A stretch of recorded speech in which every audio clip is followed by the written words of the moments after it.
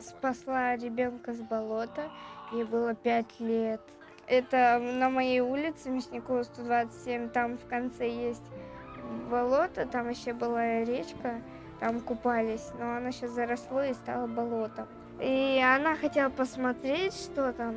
Она нагнулась и вот упала там, соскользнула и упала. И потом я подбежала, ну да, я хотела в магазин пойти, и она упала, и я ее взяла за кофту и подняла ее наверх. Второй случай у меня был летом,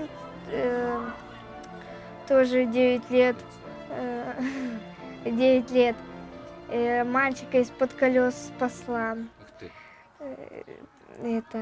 Он играл, он не видел то, что сзади машина едет, и я подбежала, схватила и убрала с асфальта. Третий случай, когда вот мне было 8 лет, я спасла одну девочку, она полезла на дерево, и я тогда ее увидела, то что она не может до той ветки дотянуться. Я подошла и сразу ее словила.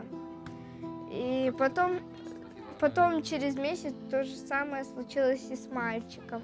Тоже он залазил. Да. И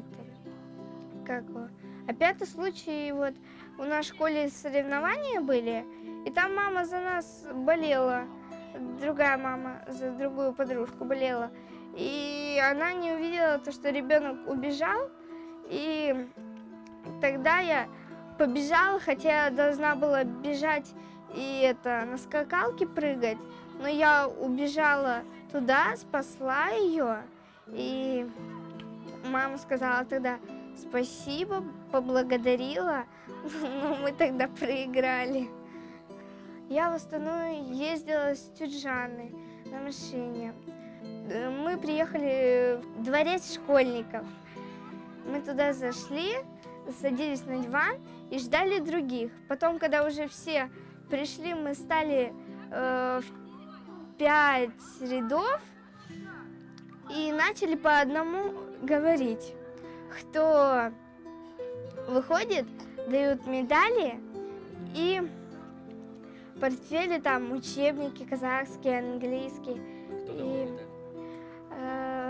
Калмухамбет Касымов, министр внутренних дел.